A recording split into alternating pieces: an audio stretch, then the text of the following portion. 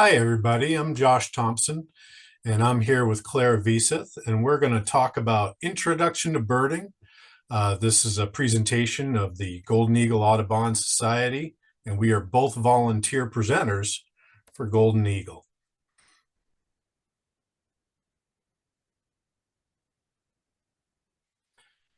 First, a couple words about the National Audubon Society. It was created in 1905 in response to widespread market hunting of birds and other wildlife. Birds were being hunted specifically for their feathers for the millinery trade. That's hat making to me and you. And a group of like minded individuals banded together to increase awareness of the conservation needs of these wonderful animals. Golden Eagle Audubon Society is a local chapter. There's many chapters nationally, and there are chapters in our state. Golden Eagle Audubon serves the southwestern portion of Idaho. Here's our website information here. You can subscribe to our free e-newsletter from the Nest. Membership is a thrifty $25 a year. And you'll find an event calendar that can help you get involved with us and see what kind of things we like to do. And there's also a lot of handy birding resources included in there as well. We also maintain a page on Facebook and Instagram.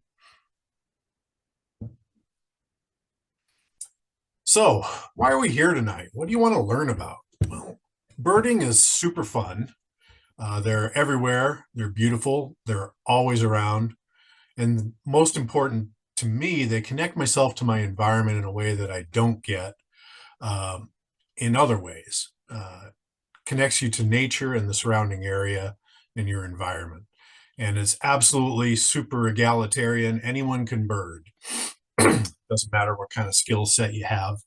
This guy up top here, the red-breasted nuthatch, I was joking, this is my bird of the year. I've been seeing and hearing these guys absolutely everywhere. They're a fascinating bird. You can see him in his typical upside down pose there. Why is Idaho such a great place to be a birder? Because we have such a wide variety and diversity of habitat. Here in Idaho, we've got rivers, we've got steep gorges, we've got sage plains, we've got mountains, we've got deep forest. All of these can be found in southern Idaho. You go up north and we've got arboreal pine forests. And all of these diverse environments mean that there's a whole lot of different birds that call this place home year round and for parts of the year too. Center birds here is the western grebe, which I saw for the first time down in Bruno by the sand dunes on the little pond there. To the right is the greater sage grouse, which is kind of our poster child endangered species bird. They are the bird most identified with our sage flats and most threatened because they have that specialized habitat that we'll talk about more in just a little bit. So what do you need to get started? Eyes or ears or both? The hearing impaired often can learn birding by learning bird calls. It's a highly specialized skill. If you have eyes that work functionally, you can generally identify birds by their size, shape, and color, which we'll talk about quite a bit. It's your recommended gear is a decent pair of binoculars. You don't have to get too fancy about it. You can go down to the Army Navy or the Walmart. For starters, I use a pair of 6X binoculars. Most of us start with a bird guide. I do recommend a printed bird guide to help you study up at first. Apps on your phone are helpful as well too. Everything else is optional. I would also add to that good pair of practical shoes for walking about. If you want to see birds, you're going to be out in a variety of environments and you want some good footing. Field guides, you can go crazy with this. There are all kinds and hundreds out there. Pictured here is the Sibley Guide to Birds, which is one of the gold standards for birders. Uh, has wonderful illustrations and pictures. There are a lot. It can be a little bit of an overwhelming choice, but generally they're broken into three categories, which is national, regional, and local. National is going to tell you, you know, birds of North America, birds of the United States. I'd say the highest one that I reference on a regular basis for level is regional, and for me, it's a guide to birds of the Western United States, because there's a huge continental divide with the Rocky Mountains, and a lot of species do not cross over those mountains, or we have different subspecies on either side of those that are different enough to create their own identity. So that's typically the largest. I love local bird guides. If you go to the MK Nature Center or Craters of the Moon, make sure you get their park guides, because they'll tell you a lot about their local fauna too, and they're fun to collect. You have to, if you like photos versus paintings, the size of your book's important. When I'm actually out in the field, I just take this little guy right here. It's just a fold up plastic guide, Birds of Idaho. That's where I'm doing 90% of my birding. So it's local enough for me, and I can shove it in my back pocket. So yeah, if you carry a pack, you can take a larger reference and a smaller one, whatever works for you. So yeah, be conscious of what you want to tote around. There's been a proliferation of birding apps, and I kind of scoffed at this. I was an old book guy, and actually, as part of the training for presenting this course, I had to begrudgingly try some of these apps, and now I can't do without them. eBird is a famous one, and the Cornell Merlin app I'd like to highly recommend. Basically, you open up the app, you press a button, and it'll take recordings of all the sounds of birds in the area and then tell you what species it's picking up. Now, you do need a smartphone for these. Some are free, some are pay, and many include songs and calls, which is super helpful. And they may include both photos and paintings and other utilities, but the pictures are going to be small. They're going to usually, because of the size and the format, they're going to be focused on male birds and breeding plumage. And it's also a little more difficult as a beginner, because it's easier once you start to get to know the name of some birds to help narrow it down. You get in an app and you kind of need a starting point, and if you're beginning, you don't have that. So I recommend getting a good field guide first, and that'll help inform your use of the app. Websites and podcasts are another wonderful source of information for birds. Cornell Lab of Ornithology is one of the gold standards for bird research in the world, and they put out a lot of good and useful information. Their website has just a plethora of information, and a lot of the latest research, migration patterns, everything like that.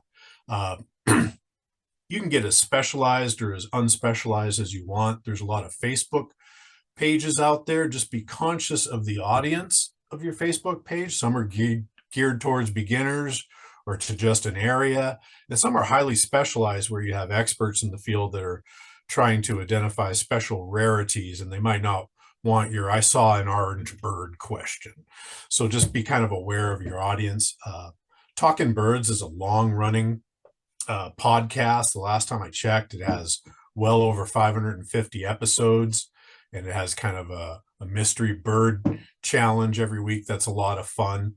So you can look up through the library of these podcasts and then find some specialties of birds that you're interested in oftentimes. So how to get started? The main thing is to get outside, although you can, of course, just do birding from your windowsill or looking out your backyard or at your feeder. It's about any time and any place. Birds generally are most active at dawn and dusk. That's when they're foraging and they're singing and doing their territorial advertising. A lot of birds. Birds are so highly territorial. We tend to think of when they fly into each other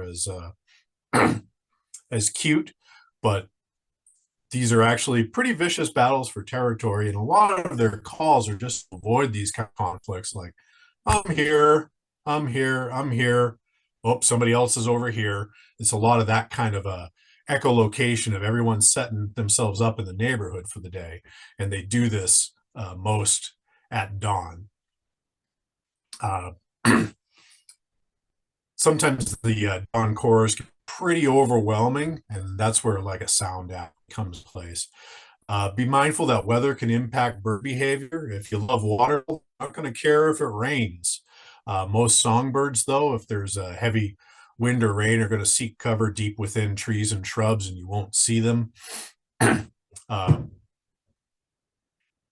the cold too will cause them to seek cover, and also during the intense heat of summer, especially after breeding season, birds are going to lay low in the afternoon. You won't hear very much of their songs.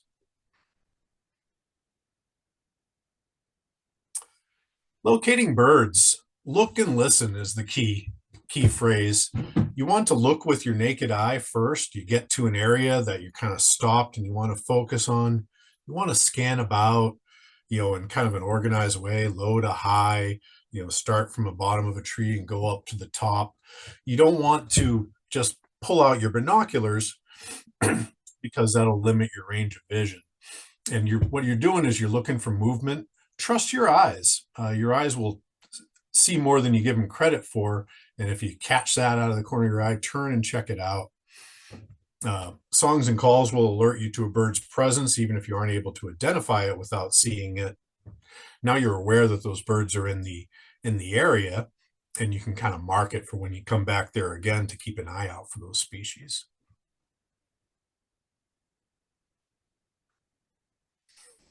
You want to obviously not startle birds. You want to approach slowly and quietly so you can get to a vantage point where you can best see them. One of the keys to this is to avoid wearing bright colors. There's been a lot of research done that shows that birds respond really negatively to white and see it as a threatening color. So whites, yellows, bright colors are out. Start rocking your earth tones, some greens and browns. And also, obviously, cut the chatter. If you're a chatty Cathy when you're out walking about, you're going to want to tone it down a bit when birds are within range. You want to become familiar with your binoculars so you can quickly find and focus on the bird. It will likely be moving.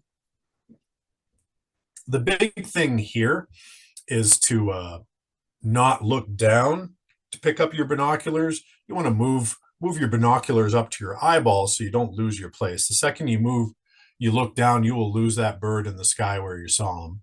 So just be aware of that. As keep them at your chest and pull them up to your eyes.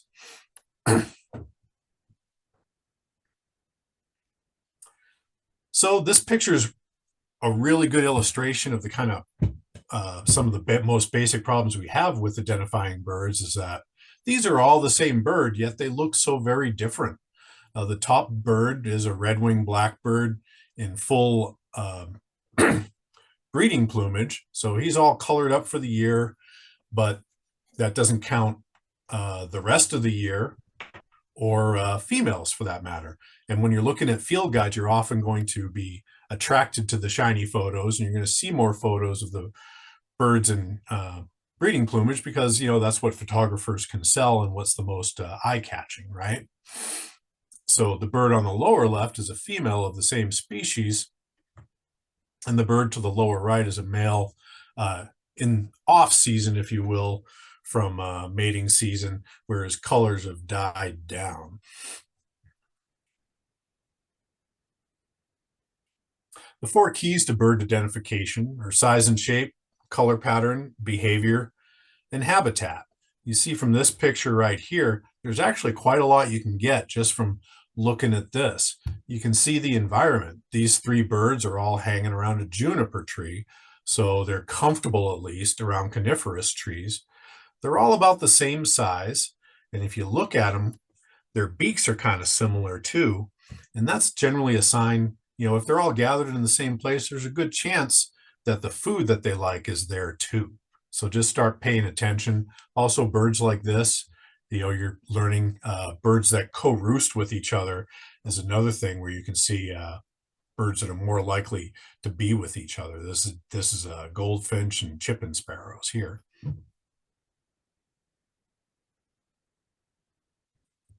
I love this slide because it gives you a point of reference. And when you start birding, you don't know what every bird is. And so when you're thinking of them, it's best to compare to common birds that you have a general idea of what size they are. So we often use sparrow, robin, crow, and goose. If sparrow's about this big, is it between that and a robin size? Now, a crow's about this big. Is it between a robin and a crow size? And a goose? Well, we're familiar with our Canadian geese in the area. And if it's bigger than that, or smaller than a sparrow, for instance, now you're getting into a lot of specialization, and that'll help you when you're identifying them.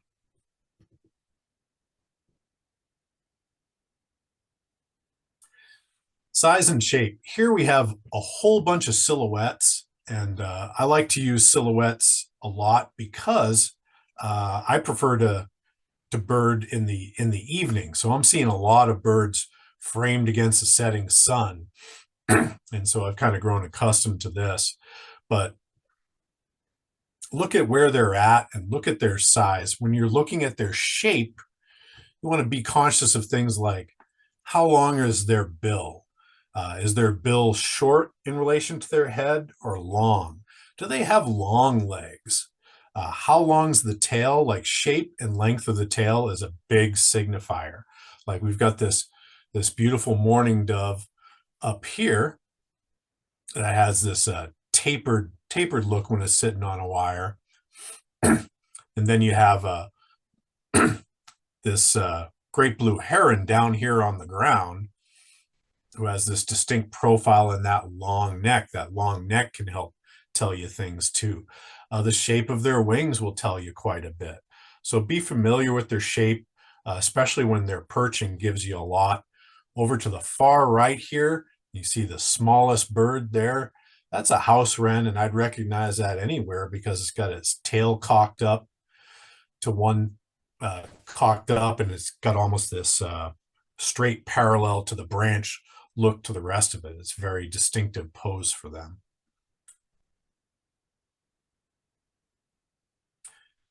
So as I said, silhouettes are helpful. Woodpeckers have a distinct silhouette when they are perched. They are almost always in this pose. So you look at this downy woodpecker and the pileated woodpecker here. They're using their stiff tail feathers to prop them up against a tree so they can pound their beaks into the bark to extract insects. Robins are kind of very familiar to all of us as they scoot along the ground. They're ground feeders. And you look at the shape of their bill, that's kind of a utility. These are a generalist. When you see a bill that isn't highly specialized, it means they might eat multiple different things.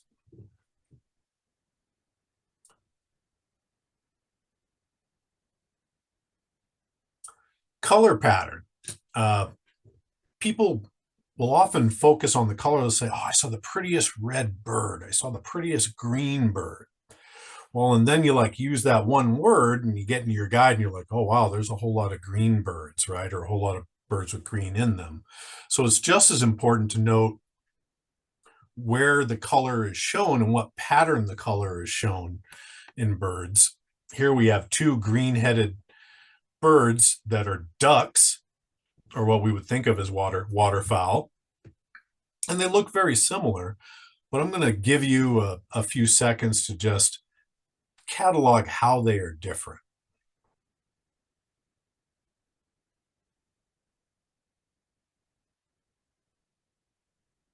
Okay.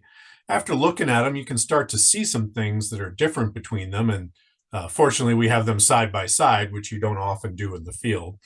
But the bird on the right has this bright golden eye, and the bird on the left has a dark, almost black eye. The bill is another thing that sticks out here. The bird on the left has a shorter yellow bill, and then the bird on the right has this spatulate black bill that's considerably longer. Bird on the left has this collar that separates its colors neatly, whereas the bird on the right is kind of a little more blended in between the green and the white. And then the bird on the right has this beautiful chestnut patch, which would be a great way to distinguish these two birds. The bird on the left is generally one that we see a lot of, and that's mallard duck, and the bird on the right is a northern shoveler. Color pattern. Color pattern is important for a number of reasons, but primarily because when colors fade, the pattern still typically remains in place. Now, these birds are all American goldfinches, but you'll notice that they all look very different color-wise. The bird on the left is a male in breeding plumage and has that distinct black cap and bright yellow feathers. The bird on the right is either an adolescent or a male bird not in breeding plumage. And the bird on the bottom is a female. But one thing that is very distinctive to all three of them is they have these black wing feathers with a very white wing bar there. So that's important when you're thinking about how to identify them, is like that wing bar is going to stay the same year round and always be present. So be aware of color pattern as well.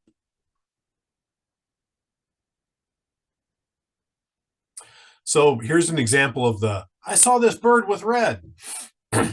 So bold color is very useful. If you take the one color away and you know where it is, you can often, a lot of bird guys will sort down by color. So the bird on the upper left, you'll notice it has the pinkish red that starts with the head and then kind of bleeds down into the chest and then becomes a part of his chest. The bird on the lower left is and that's a house finch, one of my favorite birds. Bird on the lower left is a western tanager, which has that distinct reddish, almost orange face, and then yellow the rest. That is also a male bird. So the key there would be red in the face. Okay. The bird to the right is our red-winged blackbird, and the color there is on his shoulders. Very distinctive, and you can see it when they're flying.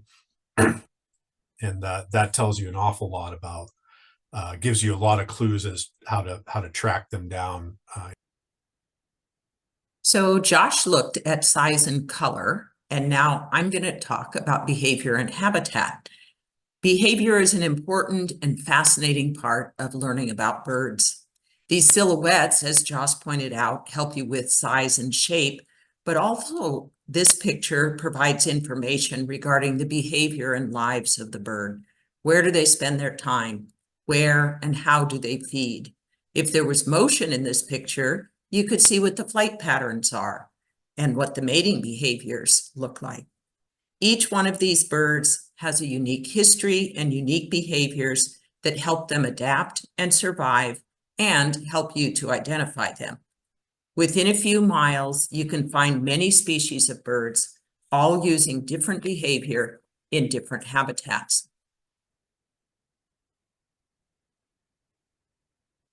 The posture of the bird is an important behavior. Josh pointed out some of them, and you saw this little red-breasted nuthatch. It uses its two specialized feet to go up and down the tree. Woodpeckers also go up and down the tree, but they are always facing upward, and they use their tails to brace themselves. Two different birds using two different techniques of going up and down the tree to satisfy their needs. The location of where the bird is also important. The Swainson's thrush on the right and many other birds utilize trees as their preferred location for protection, for nesting, and for food sources. Learning where the birds spend their time is important to identifying birds, and in fact, location is one of the factors that the Merlin app uses to help you identify birds. Even in a small backyard, you can watch different behaviors. Ground feeders like the sparrows, the doves, and the juncos, they eat on the ground and they will disappear at the least provocation. Birds like finches feed off the ground and they tend to stay around for just a little bit longer so that you can get a good look at them. Another behavior observation is that birds move differently. Small birds tend to hop when they're on the ground, whereas the larger birds tend to stroll. The more you watch, the more you will notice different behaviors with different birds. The social life of birds is another aspect of behavior. The American goldfinches on the left flock together. You'll always see more than one. Blackbirds also travel in flocks in the wintertime, and most of the time there's more than one species within that flock. Flocks of small birds may center around a group of chickadees because the chickadees know where the food is. Other birds, like the yellow warbler on the right, and also hummingbirds, are solitary birds. You will not see a flock of hummingbirds traveling together. Even when they're migrating, they travel alone. How long young stay with their parents is another behavior unique to each species. Some birds nest in colonies, like the bank swallows and the great blue herons. Others nest all by themselves. Habitat can be very specific to certain species. If you want to see mallards or great blue herons or wood ducks, you wouldn't go up to Lucky Peak to the top of the mountain or to Craters of the Moon. Rather, you would go down to the Boise River or to Lake Lowell or to some ponds. Some birds are generalists when it comes to habitat, such as the northern flicker in the upper right. It can live just about anywhere. Others, like the blue heron, can live in more than one place, but they prefer near the water.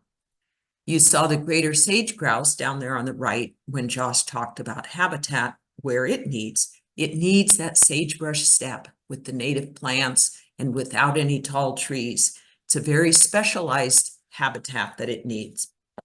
And that makes it more vulnerable to habitat destruction because it can't just move somewhere else. The golden eagle is involved also in habitat restoration. Oh, you know what? I think we're going to go back a slide. Although most species are usually found in their usual habitat, there are some exceptions. During migrations, we may see unexpected species that may blow off course, or they may have just taken a wrong turn. So always keep your eyes open for the unexpected that may appear. This is a male black-chinned hummingbird on the left, and its range map, which tells where it is during the breeding season, during migration, and where you can find it year-round. Range maps tell little about the habitat. This range map, the orange, is the breeding time of the year for this bird, and it goes all the way from the Canadian border down to the Mexican border. And we know, living in Idaho, that the habitat, the terrain is not the same for that whole region. You have to know more where to find a bird in a certain region. Hummingbirds are found where there's flowers, so they can get their carbohydrate needs met. Also where there's insects for their protein and fat needs. Our hummingbirds here in the Treasure Valley are usually at different elevations in different habitats. The black-chinned hummingbird is a valley hummingbird found on the edges of the woodland or the forest or the rangeland. In contrast, the calliope hummingbird is found at higher elevations where the shrub fields intersperse with the forests. During migration, you may see them out of habitat, but only for a day or two here and there. The next few slides, we're going to take a look at some common year-round birds in the Boise area. We're going to look at the size and the shape, the color pattern, the behavior, and the habitat. Most of them are here year-round, and most are easy to find and identify. Here's our first bird, and its piercing cry. Most of you know this bird as the red-tailed hawk. It's a large, soaring bird with rather long, broad wings, a small head, and a short tail. And it is that red tail that it makes this most identify in the adults of this bird. The young birds have a brown banded tail, so they're a little harder to identify, but they still have that brown discoloration on the underside that we call the belly band. They also have a black leading edge of the wings, and these birds come in several color forms. This happens to be the light morph, which is the most common here in the Treasure Valley. If you see a large hawk perched on a power pole or an irrigation line, it's probably a red-tail. Most of our year-round soaring hawks are red-tailed hawks. These birds hunt in open areas and they nest in large trees.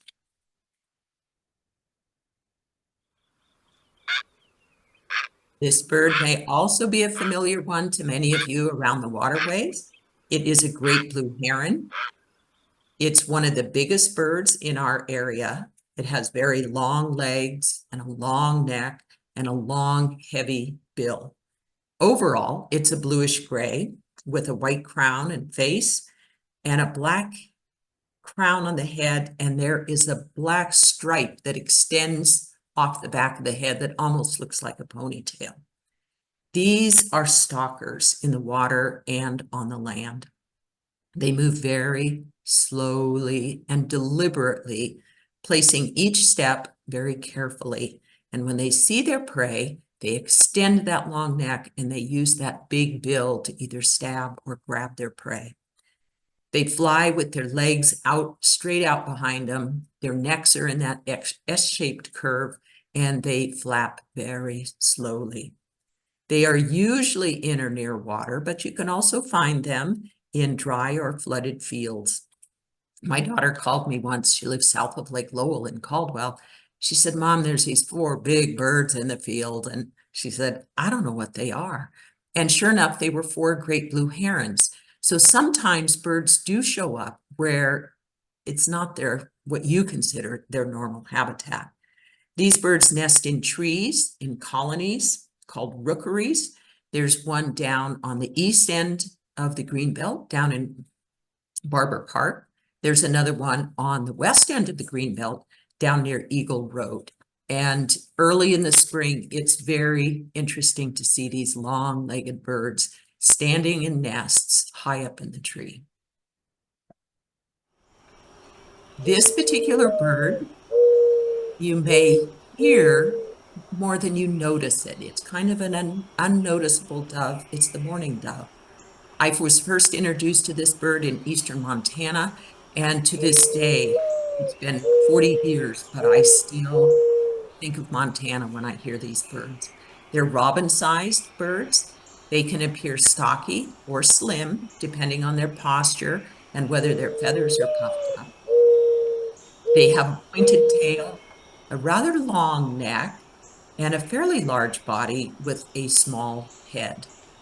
They're brownish with black spots on the wings, and if you look closely, you can see a blue eye ring on them.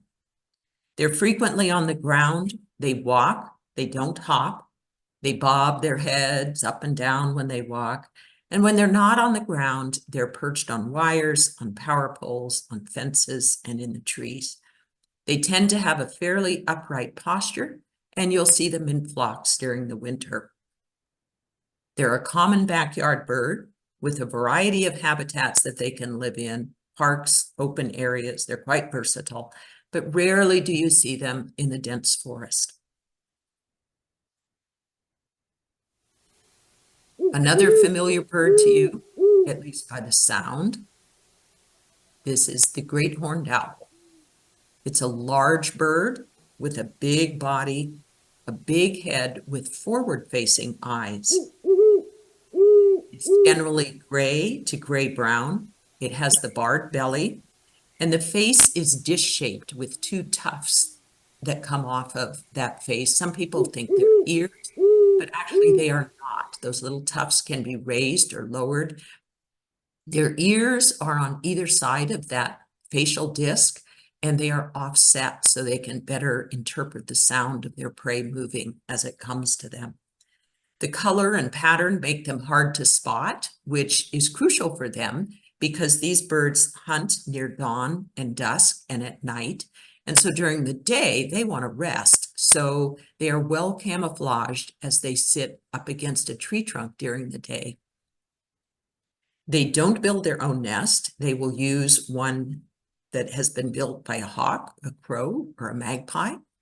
And these birds are found in the forest and the woodlands, which you would expect, but you might also find them in old buildings. I was down at the Pete French Round Barn down in Southeast Oregon near the Malheur Wildlife Area, and we were admiring the architecture of the Pete French Barn, and we were looking up at the rafters, and here's two great horned owls staring down at us, probably wondering why we were disturbing their daytime rest. This little bird is one of my favorites. The rattling call is one of the reasons it is. This is the belted kingfisher. It's a small, robin-sized bird with large heads and a large bill and very short legs. It has a wonderful crest on the back of its head and neck that it can raise or lower. And these birds tend to sit upright when they are perching. They have a blue-gray head, a white collar around the neck, and then blue-gray on their chest. And under the blue-gray on their chest is white. And one of the reasons these are my favorite birds is because it's one of the very few birds where the female of the species is more colorful than the male. She is the one with that chestnut colored band across her belly. And the male is your basic white.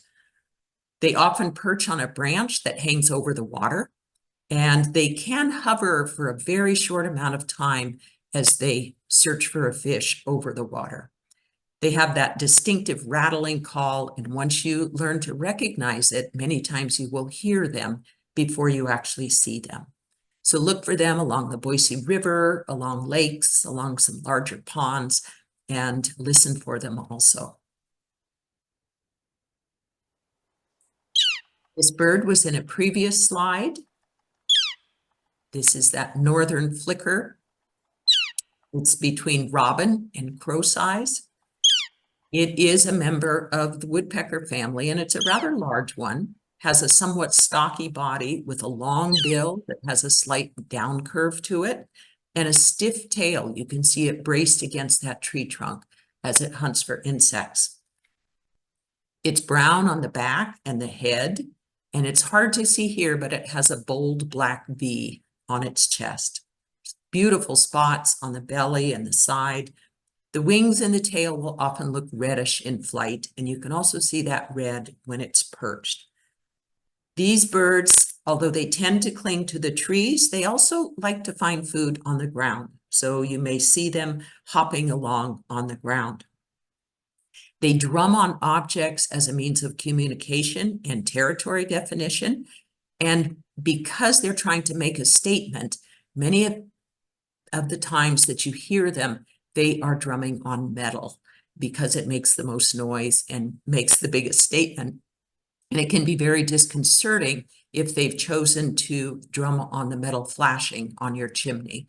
But it is a seasonal behavior, and it will go away. These birds cannot start their own nest hole, but they can enlarge an existing hole or nest that they find. They're found in a wide variety of habitats, except not the desert. They're common in yards along the green belt and wherever there are large trees.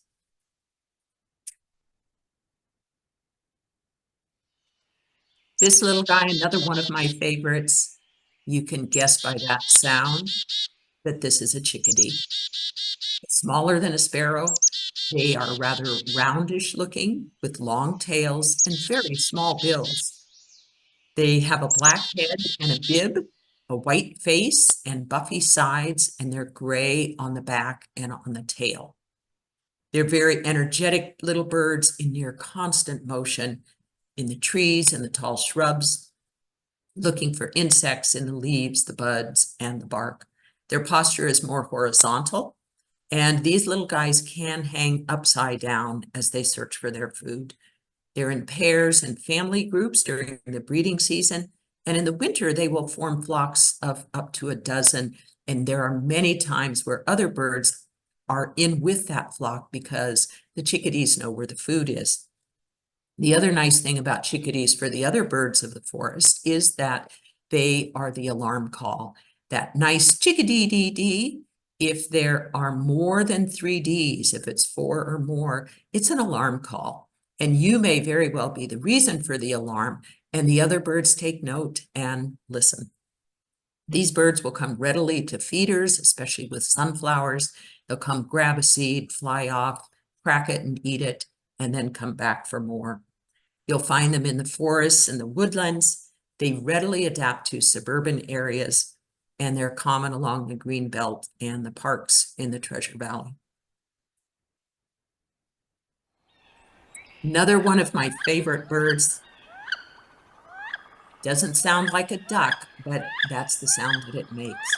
Has a boxy head with a beautiful crest that comes off the back of the head, a thin neck, and a broad tail. The males have to be one of the most beautiful birds out there, I think. And these birds always remind me of the paint by number sets I did as a young child. You'd have to find the thinnest paintbrush you could to get those fine white markings on this bird. The male wood duck has a white bridle against his black face. He has a green head, a brown chest, and those beautiful striking red eyes. The female is basically brown with good reason, but she does have a gray face, and you can see hints of the bridle on her face, certainly not as striking as the male. And she also has a very distinctive teardrop-shaped white area around her eye. These ducks, their heads bob back and forth as they swim. You will find them in small groups of always less than 20. They're very secretive and shy, and they tend to stay in the slow-moving water close to the trees so that they can hide. You will also see them in the trees in the springtime because they make their nests. They are cavity nesters in the trees, and you will see them perched in the trees, scoping out the real estate. And when the fledglings hatch, they usually have very large clutches. They have to tumble down from wherever that cavity is.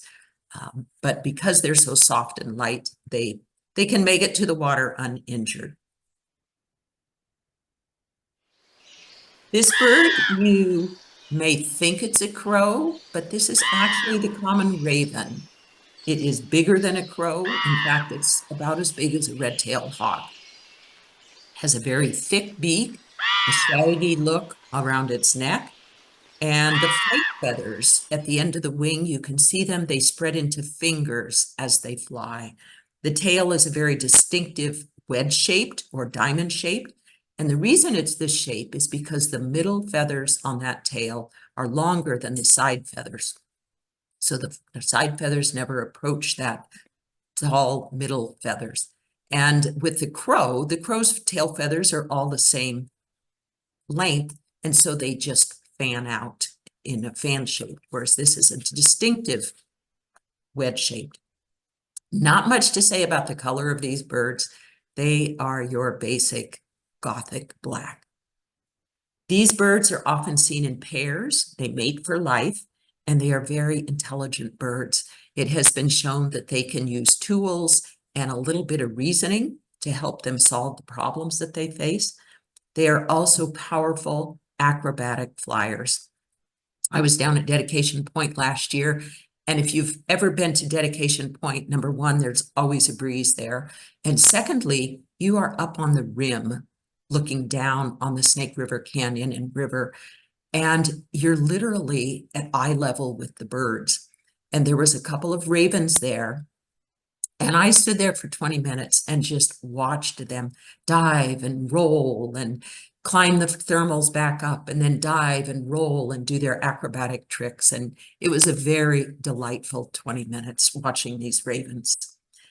They have lifespans up to 30 years, and they are ground feeders and scavengers of mostly animal matter. They can live in a wide variety of habitats and are seen in many, many different habitats all across the Northern Hemisphere. Here in Idaho, we typically find them in the pine forests and the open areas for nesting.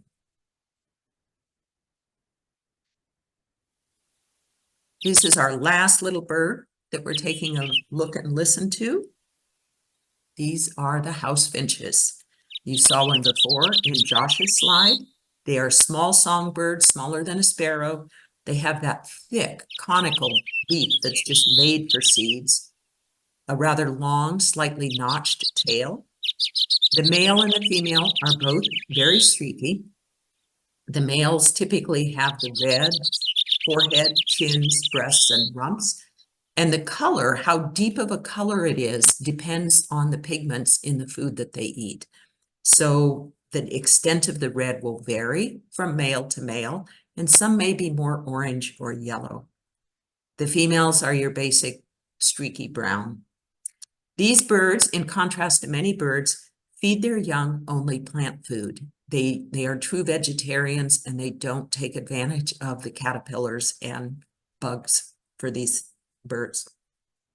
They forage on the ground, trees, shrubs, for seeds, buds, flowers, leaves, fruit, whatever's available.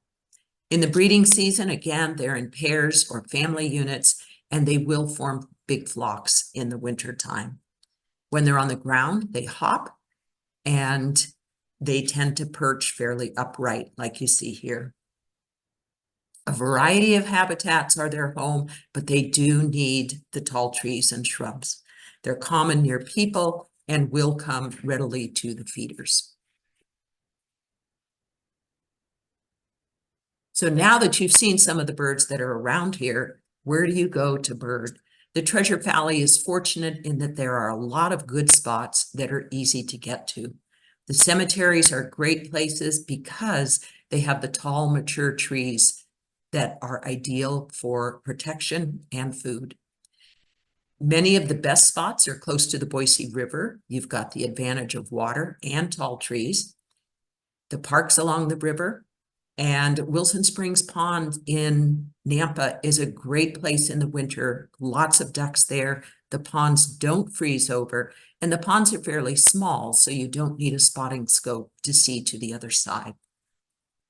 The foothills are good places, but it does tend to get hot in the afternoons there.